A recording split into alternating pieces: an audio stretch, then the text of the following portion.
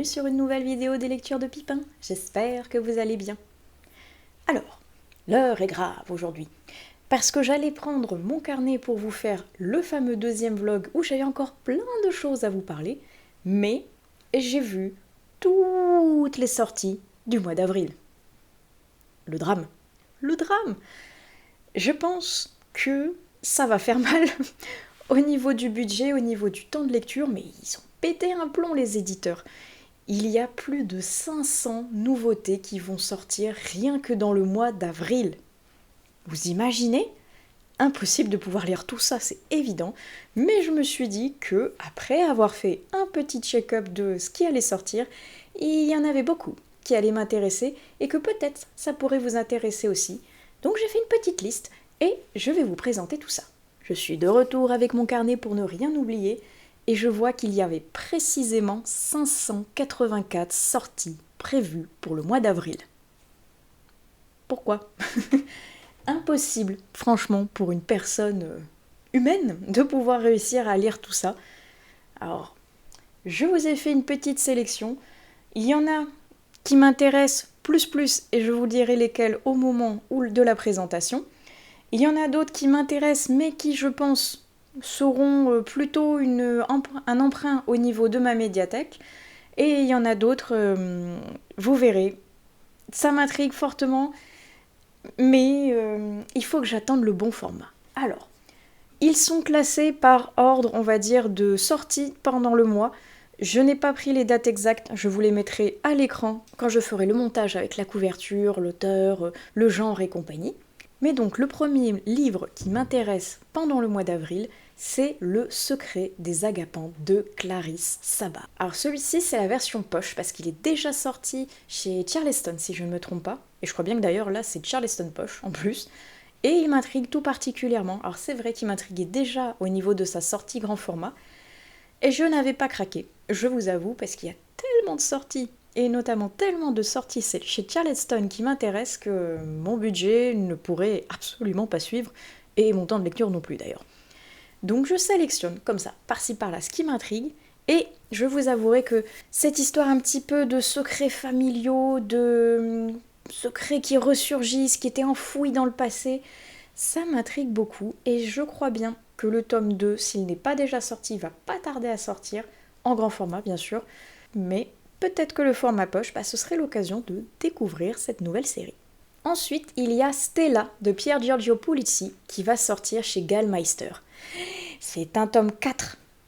Ouh, le retard que j'ai sur cette série, bon sang, je n'ai lu que le tome 1, que j'avais pourtant beaucoup aimé, L'île des âmes, et j'ai vu que la suite était sortie, et à chaque fois que je voulais l'emprunter, il y avait autre chose qui passait avant, ce qui fait que j'en suis rendue donc là au tome 4. Aïe, j'ai du retard. Mais j'aime bien ce que fait Gallmeister, j'aime bien ce que fait cet auteur. Il me tarde de retourner avec ces deux enquêtrices pour voir ce que ça va donner. J'ai un petit peu de retard donc à rattraper en attendant d'atteindre ce tome 4, mais qu'importe, il m'intrigue tout de même fortement. Lui, je pense que vous en avez déjà entendu parler, notamment parce qu'il y a un énorme concours qui a lieu au moment où je vous parle. Il s'agit de Le livre des portes de Garrett Brown, publié chez Sonatine. Et il y a un concours, comme je vous dis, de malade en ce moment, où vous devez, entre guillemets, ouvrir une porte chaque jour pour espérer gagner 1000 € à la fin. Rien que ça, vous imaginez le concours de folie. Outre le fait bien sûr que vous allez pouvoir gagner des exemplaires de Le livre des portes, le but ultime quand même c'est le livre et 1000 €. La folie. Franchement, la folie. J'avoue que ça me ferait excessivement plaisir de voir ce petit pécule en plus à rajouter à ma cagnotte.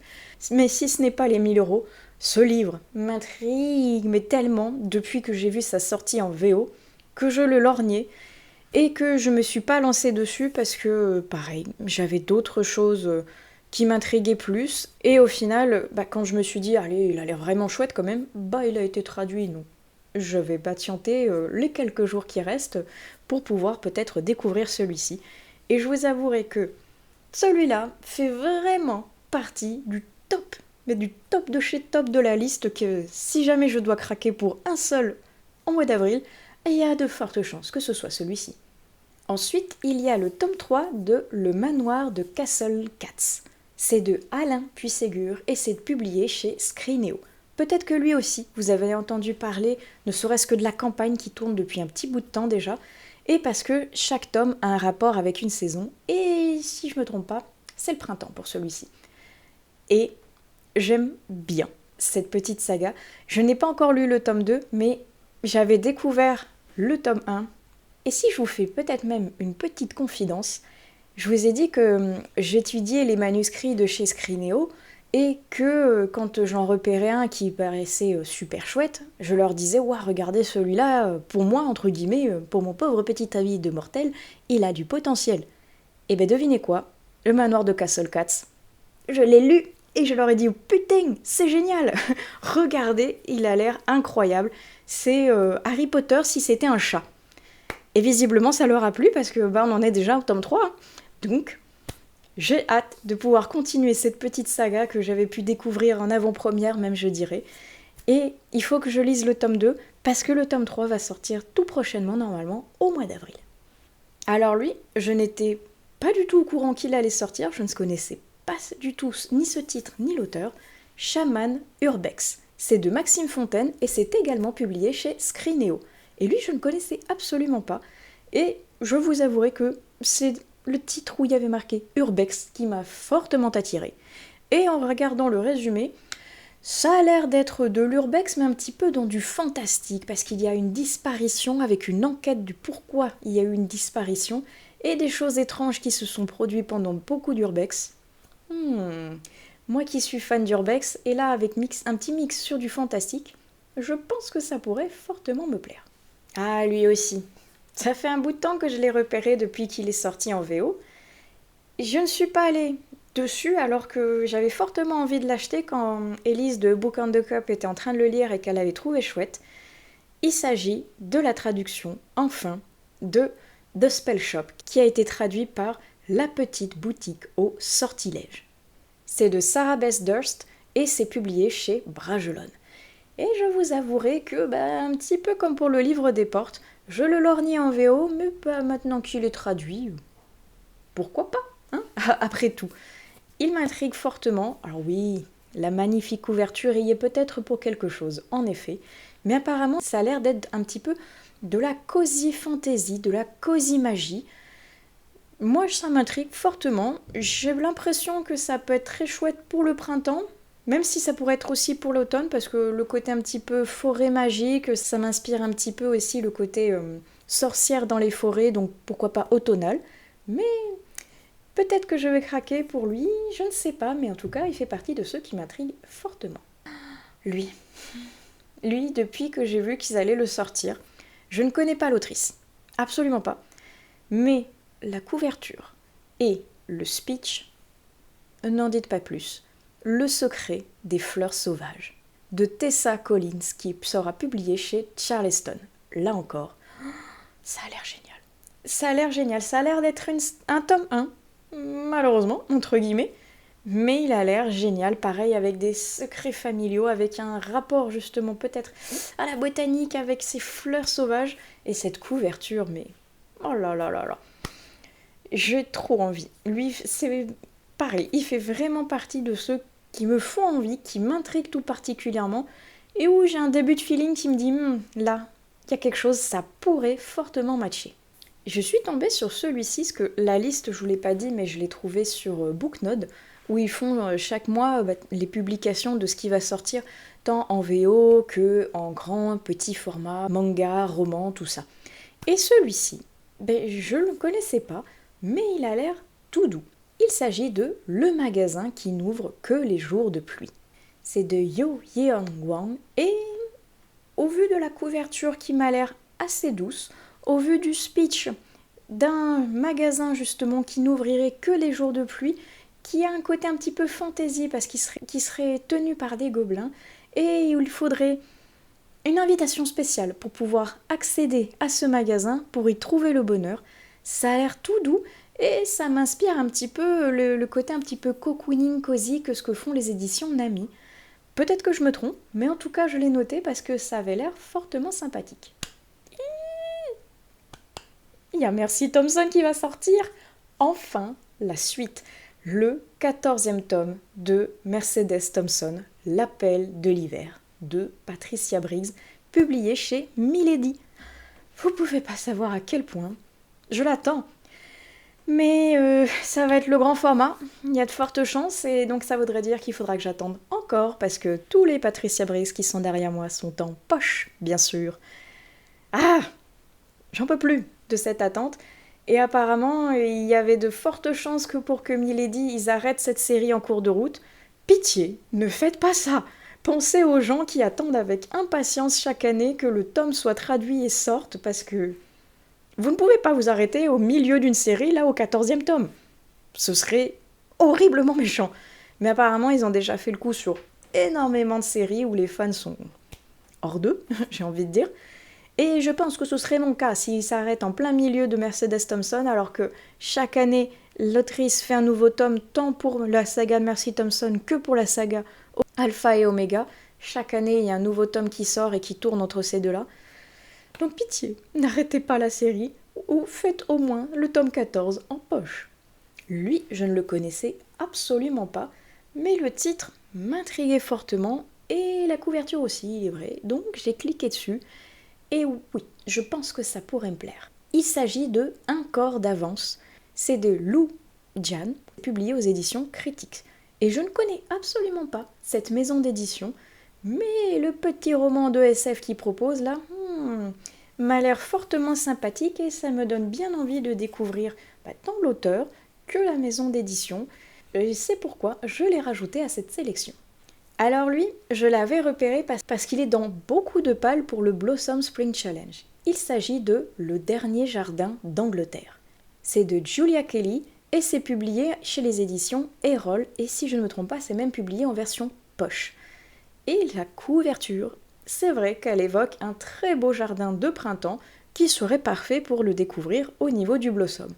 Et je vous avouerai qu'à force de le voir passer, à force d'avoir cette couverture qui me tape dans l'œil, je suis allée voir le résumé qui a l'air très très chouette. Avec un personnage qui va être paysagiste et qui va être invité pour faire les jardins d'un grand palais. Waouh, ça a l'air super chouette. Il va y avoir certainement de l'intrigue, des secrets, des mystères derrière. Oui, ça m'intrigue fortement. Il y a ensuite Sous la brume de Yann Béard, publié aux éditions de L'Homme sans nom, qui m'intrigue. Il est vrai. Alors oui, on est d'accord qu'à chaque fois, il y en a beaucoup qui m'intriguent parce que j'ai d'abord été happée par la couverture. Mais en même temps, c'est la première chose qu'on voit quand on est lecteur. C'est un petit peu ça qui va venir un petit peu faire matcher la curiosité. Et moi, ça a fonctionné parce que j'ai pas l'habitude de lire des éditions de L'Homme sans nom. Donc, c'est l'occasion de pouvoir en lire un peu plus, faire une nouvelle découverte et aller fouiller un petit peu plus profondément dans ce que propose cette maison d'édition, parce que comme je vous dis, j'ai pas l'habitude d'en lire beaucoup de chez eux, et pourtant, vu celui-ci, ils ont l'air de receler de choses sympas. Oh oui, il y avait un petit graphique aussi qui m'intriguait tout particulièrement, parce qu'il y a un nouveau tome de Les Sœurs Grémillet qui va sortir pour le mois d'avril. C'est toujours de De Gregorio et de Barbucci, et c'est toujours publié aux éditions Dupuis. Et on en arrive là au tome 7, donc j'ai un petit peu de retard, il est vrai, parce que j'en suis au tome, j'ai un doute, 4. Mais honnêtement, ils se lisent tellement vite, et c'est tellement agréable de pouvoir lire et découvrir tant l'histoire que les magnifiques graphismes à chaque fois que je les dévore. Par chance, ils sont tous à ma médiathèque, donc j'espère fortement qu'ils vont acheter le tome 7, parce que d'ici là, j'aimerais bien découvrir les tomes qui me manquent, et pourquoi pas enchaîner avec celui-ci. Parce qu'une fois de plus, ça a l'air magique, ça a l'air génial, et j'ai envie de le découvrir. Il y en a un qui m'intrigue, mais j'ai un doute, au vu de la présentation de Booknode, je ne sais pas s'il va être traduit ou s'il sort en VO, parce qu'il se nomme Hide and Seek, c'est de Andrea Mara, et s'il est traduit, je suppose que ce serait chez les éditions Mera, vu que l'autrice a déjà été éditée pour un livre précédent chez eux. Mais dans ces cas-là, est-ce qu'ils l'auront traduit par un jeu de cache-cache ? Je ne sais pas. Mais en tout cas, Andrea Mara, je n'ai pas encore pu lire toutes ses fautes qui a l'air incroyable, mais Hide and Seek a l'air très très chouette aussi. Pareil, avec une histoire d'une jeune fille qui aurait disparu dans une maison et des personnes qui vont venir aménager dans cette maison et où il y a quelque chose de bizarre derrière. Est-ce qu'il y a un côté un petit peu fantastique? Il va y avoir une enquête de mener parce que cet enfant disparu, elle est peut-être pas si loin que ça. Ça m'intrigue. Apparemment, l'autrice a une plume noire mais très très intéressante. Ça me donne envie de lire toutes ces fautes avant de lire Hide and Seek. Mais en tout cas, j'aime beaucoup ce que font les éditions Mera. Et pourquoi pas continuer à les découvrir avec celui-ci. Et voilà, c'est déjà pas mal. J'en ai regroupé plusieurs. Alors on est d'accord qu'il y en a encore plein d'autres qui auraient pu me faire envie. Notamment, il y en a un qui a l'air de sortir un petit peu tout droit de l'imaginaire Ghibli, qui a l'air très chouette. Pareil, je vous mettrai la petite couverture juste ici.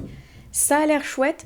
Ça a l'air par contre axé à plutôt young adulte avec des créatures un petit peu fantastiques et une quête derrière. Mais pourquoi pas? Et j'ai hésité à le rajouter à celle-ci, mais c'est vrai qu'il a l'air intriguant et je pense qu'il y a beaucoup de personnes qui pourraient être intéressées par celui-ci. Mais comme je vous disais, il y en a encore plein d'autres. 584 en tout, et encore, je pense qu'il peut y avoir encore de la fluctuation d'ici que le mois d'avril commence vraiment. Autant vous dire que il y a matière à. Si jamais vous êtes intrigué, vous pouvez aller sur Booknode et aller regarder au niveau justement des sorties calendrier. Ils vont vous regrouper vraiment tout. Tant de la VF que de la VO et sur tous les formats, tous les supports, que ce soit du roman ou du graphique. Et moi j'aime bien, j'aime fouiner un petit peu comme ça à chaque fois. Parce que quand je sais que certains auteurs vont pas tarder à sortir un livre, j'aime bien aller voir ce qu'ils font. Et comme je vous dis, voilà, parmi cette sélection, il y en a plein que je ne connaissais pas. Et peut-être je serais passée au travers parce qu'on les voit pas spécialement popper comme ça si les influenceurs n'ont pas été invités à les lire ou si eux-mêmes ne les connaissent pas. Donc j'aime bien aller fouiner chez Booknode. Je trouve des fois des très belles pépites, comme par ici. Et on est d'accord qu'avec cette sélection que j'ai faite, je ne vais évidemment pas tout acheter. Mon budget n'est pas illimité et n'est absolument pas compatible avec toutes ces sorties. Mais je vous avouerai que si je ne devais faire qu'une ou deux petites sélections, il y a le livre des portes, comme je vous disais, qui m'intrigue tout particulièrement, avec ces portes qui donnent sur des mondes magiques. Ah, ça a l'air incroyable, et avec justement cette magie qu'il y a derrière qui perturbe le lecteur, qui perturbe les livres et qui perturbe même le sens de lecture. Ça a l'air trop bien. Ça a l'air génial.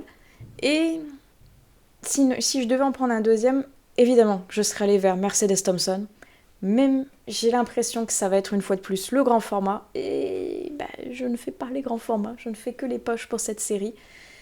Donc, si c'est vraiment le grand format, ce serait pas mon deuxième choix. Le deuxième, je pense que ce serait Le Parfum des Fleurs Sauvages. Parce qu'il m'intrigue tout particulièrement. Et parce que j'aime de plus en plus regarder ce qu'en font les éditions de Charleston. Et j'avoue que pour le moment, même si j'en ai pas lu énormément non plus, tous ceux que j'ai lus m'ont beaucoup plu. Alors j'ai bien envie de continuer dans la vibes des Charleston parce que j'aime bien ce qu'ils font. Et tous ceux qui sont là m'intriguent de toute façon. Comme je vous dis, il y en a que j'aimerais beaucoup acheter et il y en a d'autres, si je les trouve au détour, pourquoi pas de ma médiathèque ou d'une occasion particulière, voire même sur Audible, why not?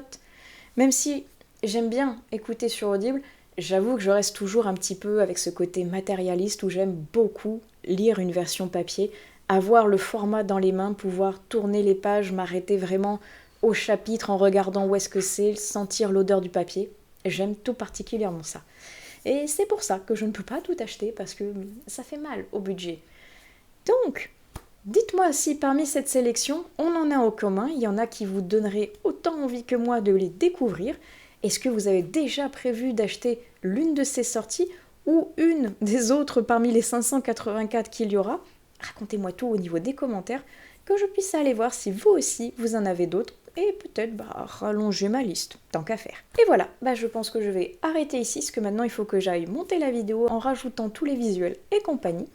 J'espère qu'elle vous aura plu, qu'elle vous aura donné peut-être des idées ou envie d'aller vérifier toutes les sorties qui sont prévues pour ce mois d'avril. En attendant, je vous laisse ici, je vous souhaite d'excellentes prochaines lectures et et on se retrouve sur une prochaine vidéo des lectures de Pipin. Allez, ciao!